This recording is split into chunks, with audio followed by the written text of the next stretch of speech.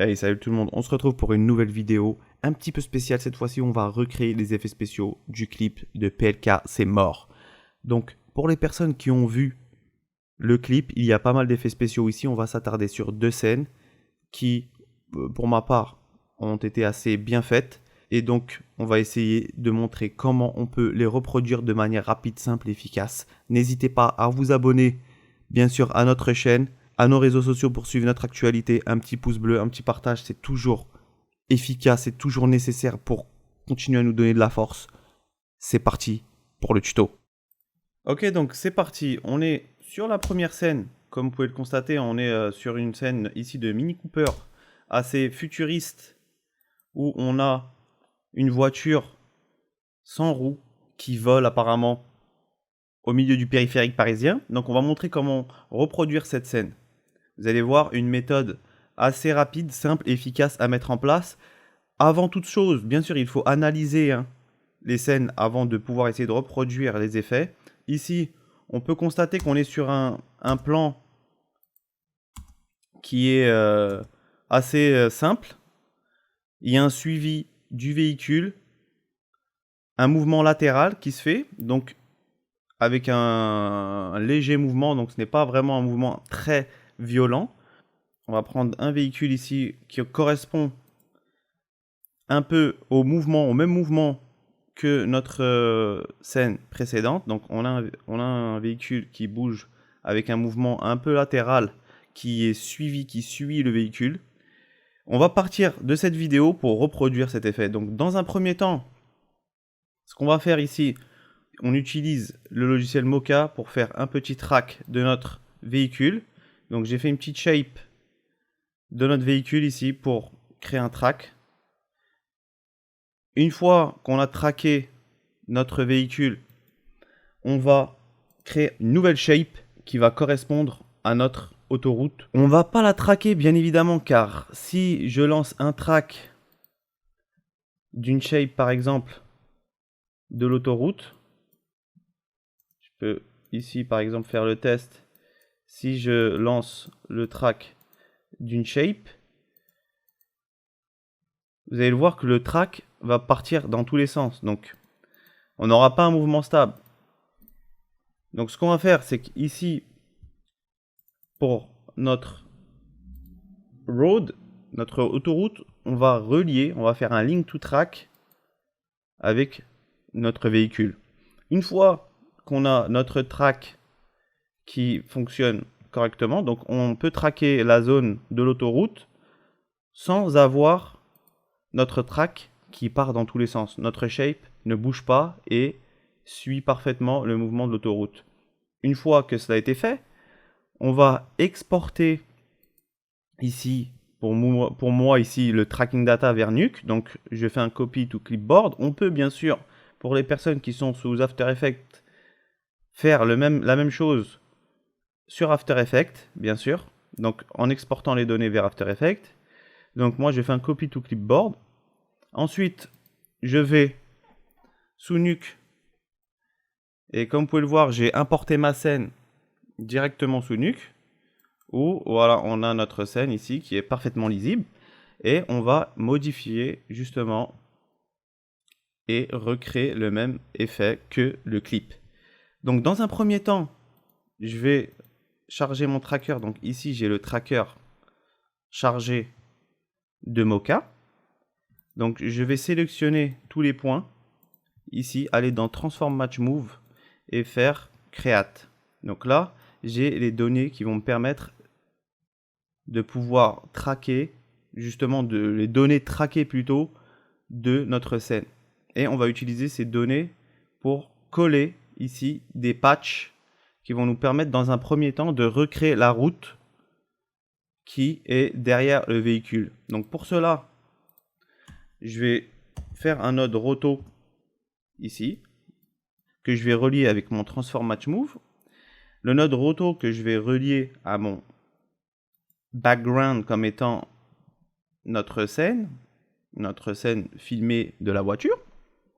Ensuite, je vais prendre avec l'outil roto justement la partie du véhicule, la partie de la scène pardon, où on a pas de véhicule qui passe, mais vu que, comme vous pouvez le voir ici, vu que cette partie de la scène est totalement identique au reste de l'autoroute, on va la prendre et on va la copier et la coller à ce niveau-là pour créer un patch justement et avoir notre autoroute qui sera continue. Donc, je vais prendre ici l'outil rectangle où je vais sélectionner la partie que je souhaite. Donc, si on va réduire juste un tout petit peu. Ensuite, avec l'outil transform, bien sûr, on va merger déjà les deux pour voir ce que ça donne. Donc, ici, vous voyez, on n'a rien qui se passe à part un petit décalage de l'image. Donc, je vais prendre avec l'outil transform, je vais décaler ma scène au niveau du pneu ici. Donc, on va rajouter le node prémult pour n'avoir que l'alpha, donc que ce qu'on a sélectionné. Je vais modifier ici, hop, les données de mon transform pour avoir mon patch qui colle. Donc comme vous pouvez le voir, si j'enlève tout et qu'on a une visibilité, on voit que le patch correspond à l'autoroute. Bien sûr, il y a un petit décalage ici, mais que on peut régler de plusieurs façons. Déjà dans un premier temps, alors dans roto, avec le node roto, et je vais sélectionner mes points ici par exemple et faire un petit contrôle, ou plutôt sélectionner les points ici et faire un petit contrôle, et ça va smoother, ça va créer un fondu entre les points, les premiers points du pointillé et les points réels de notre shape ici. Donc si j'enlève, vous pouvez voir que on a un smooth et ça permet d'améliorer le contour. Donc on peut aussi aller directement au niveau du shape, faire un phaser qui va rajouter du smooth. Et là, on aura quelque chose qui sera assez mieux. Bien sûr, la colorimétrie, comme vous pouvez le voir, ne correspond pas. Donc ce qu'on va faire, on va rajouter un autre color correct ici, et avec lequel on va jouer bien sûr avec les valeurs qui vont permettre, par exemple, d'augmenter un petit peu le contraste, la saturation, pareil, on va réduire, augmenter, on va essayer de faire correspondre ici. Donc, une fois que cela a été fait, et qu'on a bien calé, vous pouvez voir que si je lance ma vidéo, mon patch colle ici, donc c'était ce qu'on recherchait, il n'y a pas de souci. Mais ce qu'on va faire, c'est que forcément on doit faire pour toute la séquence, donc le même principe sera utilisé pour toute la surface du véhicule. Comme vous allez le voir, je vais vous montrer ce qui a été réalisé directement de la même manière. Voilà, nous on a notre patch ici. Bien sûr, vous allez me dire, mais on n'a pas le véhicule. Le véhicule a toujours les roues et ça paraît embêtant. Donc pour cela, ce qu'on va faire, on va aller prendre une image. Donc moi j'ai pris l'image, par exemple 90, on a le véhicule, 190 plutôt, on a le véhicule qui apparaît de manière parfaite. J'ai pris l'image du véhicule. Je suis allé sous Photoshop ici. Donc on est sous Photoshop et on a modifié, comme vous pouvez voir, le véhicule ici pour avoir la forme d'un véhicule qui correspond à un véhicule futuriste sans roue. Donc on a camouflé, on a reproduit la carrosserie pour cacher les roues. Donc ce qu'il faut savoir, c'est que en analysant la scène ici, on voit qu'on n'a pas trop de mouvement, de réflexion, etc. vu que c'est un mouvement latéral qui suit le véhicule. Et c'est pour cela qu'ils ont utilisé cette méthode où ils ont simplement photoshopé le véhicule. Et si j'exporte justement mon véhicule vers mes données NUC. J'ai importé ici mes données.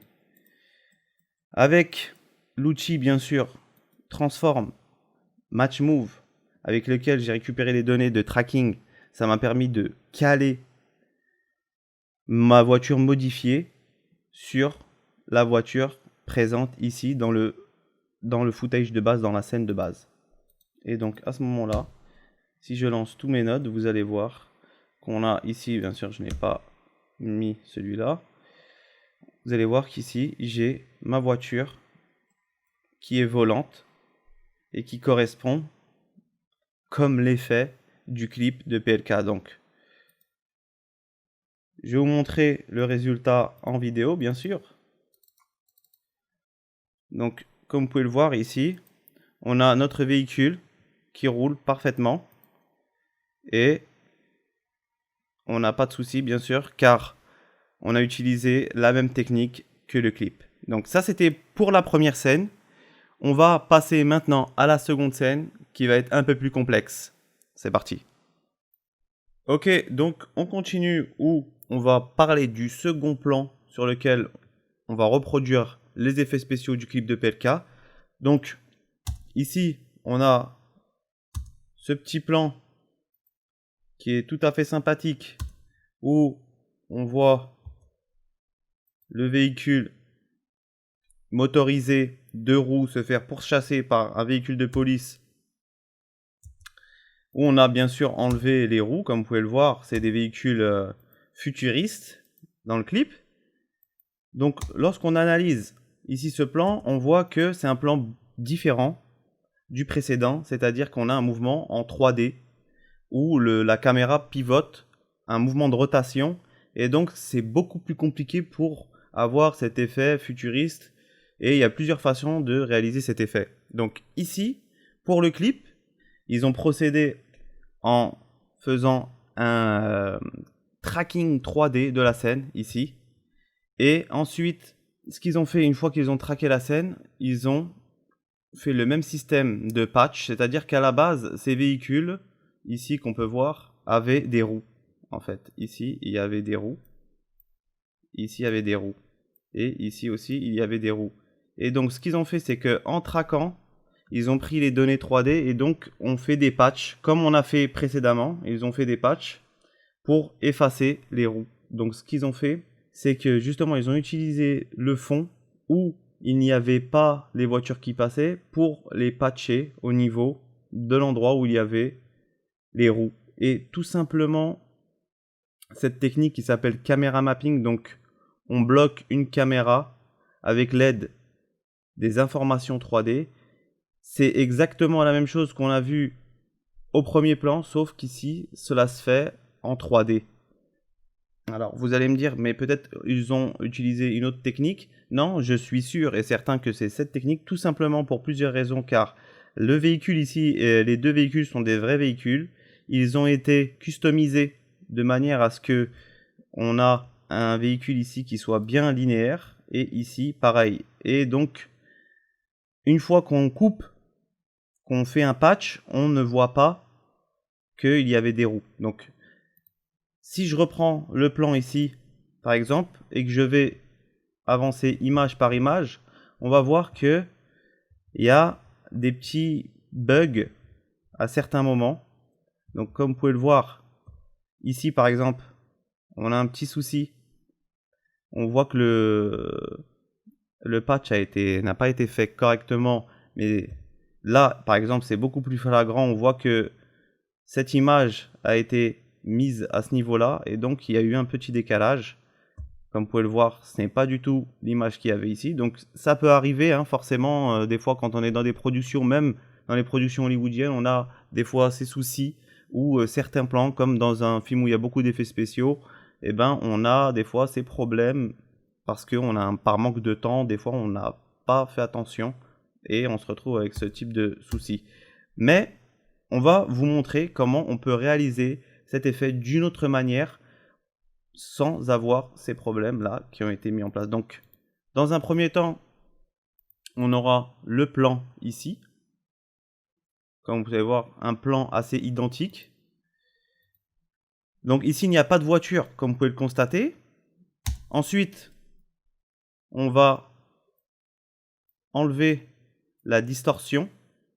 Ici, on a enlevé la distorsion de l'image. Comme il y a un mouvement assez important de rotation pour le tracking, ce serait important de enlever la distorsion afin d'avoir une image un peu plus facile à traquer.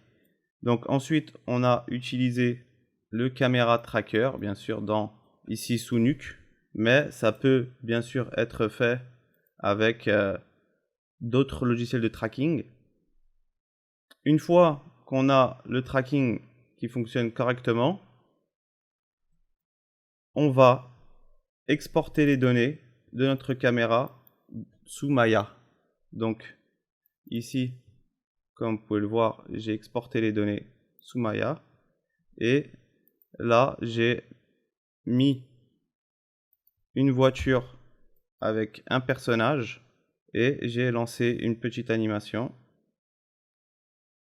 J'ai créé justement l'animation du véhicule. Ici, comme vous pouvez le voir, on a utilisé un dome light avec une HDRI qu'on a recréé dans la scène.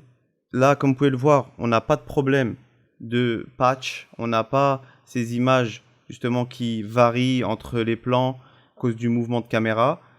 Si on a un bon tracking, on a une bonne luminosité, une bonne intégration de nos textures. Ici, ça peut passer mieux qu'un effet de retouche de caméra mapping. Donc, en fonction bien sûr du temps et du budget qu'on a, on peut, comme vous pouvez le voir, avoir différentes façons de recréer des mêmes plans de différentes manières. Donc, une fois qu'on a la scène qui nous satisfait, un rendu qui nous satisfait sous Maya, on va exporter toutes les passes sous Nuke, comme vous pouvez le voir ici, où on va recompositer pour avoir une homogénéité avec la colorimétrie et bien sûr rajouter du flou de mouvement pour apporter du réalisme. Et comme vous pouvez le voir, on a une scène qui correspond à ce qui a été fait, avec ce qui a été fait et sans ces problèmes du caméra mapping. Donc comme vous pouvez le voir, c'était pour montrer qu'il y avait plusieurs techniques pour obtenir un même effet. Donc voilà les amis, j'espère que vous avez apprécié cette vidéo. N'hésitez pas à nous dire en commentaire si vous voulez qu'on reproduise des effets spéciaux de clips que vous avez vus. Likez cette vidéo bien sûr, un petit partage pour nous donner de la force et un commentaire d'encouragement, ça nous fait toujours plaisir. On se retrouve très vite pour une nouvelle vidéo. Prenez soin de vous, ciao.